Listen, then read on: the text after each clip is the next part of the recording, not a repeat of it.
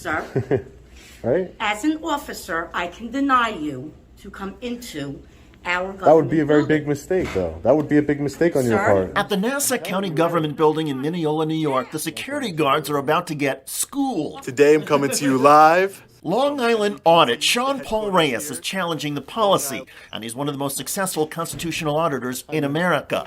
See the county clerk? Okay. So does Your driver's license? I don't have a driver's license. What is your name? Ben? From the beginning, the security guards were out of their league.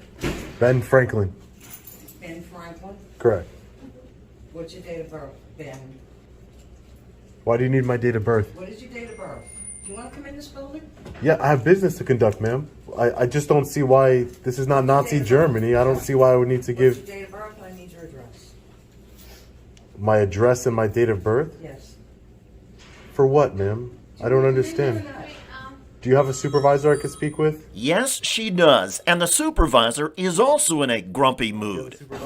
Sir, please put the phone away, please. You're not allowed to video or tape.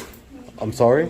Please put it away. Why I'm can't asking I you nicer because there's a sign posted outside that you can't do that in here. why can't I record in here? Who are you here to see, the county clerk? I'm here to see the county clerk. I have business to conduct. I have to do a public records request. Me being hurt. Do you have I anything don't. on you I have that you can show us your name? no. So we can let you in. I don't have anything with my name. Okay. I don't have it. I Hold want on. to. Please just stay here. Yeah, no problem. No problem. Ridiculous. While the supervisor gets another supervisor, Put that off. I'm not turning anything off, ma'am.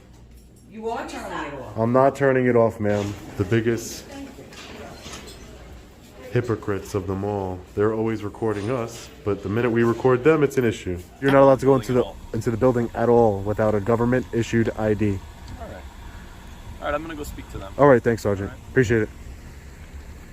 as the sergeant went inside, Reyes tried to get the name of one of the more defiant officers. Hey, sir, I don't think I just got your name and badge number. Hey, sir. Sir. Check your camera. Can I get your name and badge number? Check your camera. Is that your name? Check your camera. All right. Thanks, officer. Check your camera. Appreciate it. In nearly every U.S. police department, uniformed officers are required to identify themselves when asked. Officer, check your camera. That's probably why you're not sergeant. Check your camera, right? That's probably why. Note to officers, cameras have a zoom lens. Officer Thurston, 4008. A short time later, while Sergeant McDonough was inside, Unprofessional. Officer Thurston defended the building's policy. Let you show ID. Maybe this won't be the policy next week. Maybe it won't be the not, policy but any. It is right now. Okay, It is right now. Right? great. You're right. It is. Doesn't make it right. Doesn't make it constitutional. Maybe not, but that's their policy right now. You want to know who walks in and out of the building. Especially when you're looking for information. Because when you're looking for information, the government should know who you are. No. And within minutes, Sergeant McDonough told Reyes he was right and was clear to go inside without a name or identification.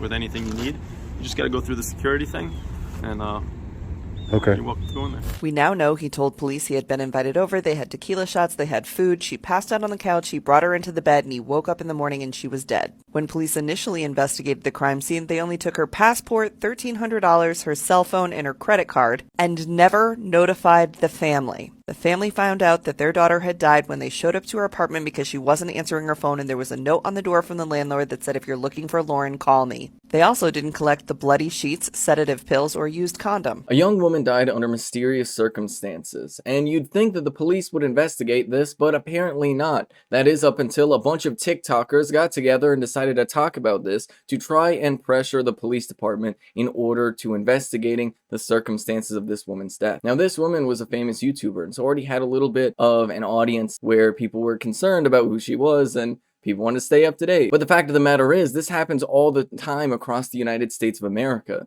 And it really makes the case for the police abolitionists, because the reality is all of the new evidence that we have heard from has come from the family investigating the situation inside of the apartment.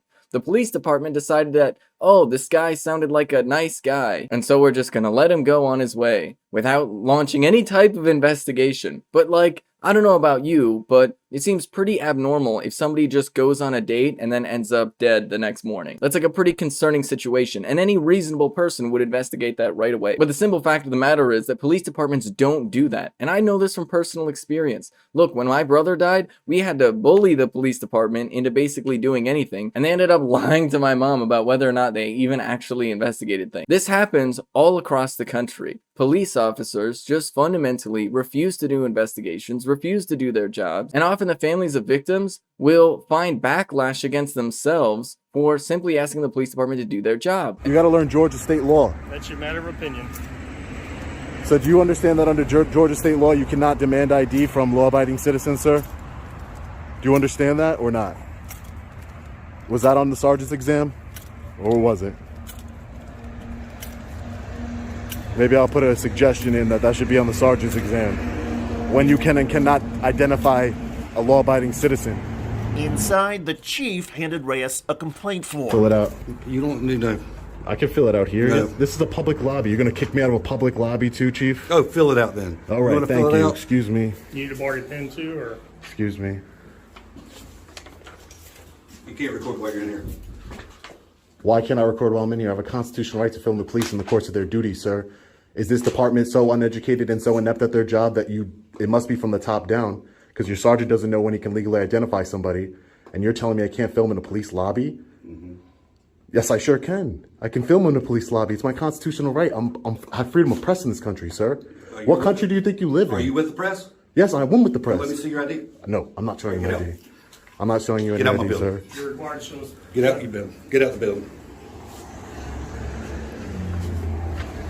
Thank you, sir. Have a good one. Yeah, no problem. How do I file the complaint if I can't get in the building? You don't belong in my city. How we from here?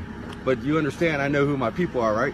Who belongs here, who doesn't? Who don't? We got gang wars going on. We got all kinds of stuff. And I come from the big city where this stuff's small. Yeah. Okay? So that's cool. Do your thing. I have the utmost respect for public servants, including police officers who put their lives on the line every day for us. I have many friends that are actually law enforcement officers, and when they see crap like this, it pisses them off even more than it does me. I know what some of you all are thinking. No harm, no foul. The officer didn't shoot or torture anybody, so what's the big deal? But think about that statement for just 1 second.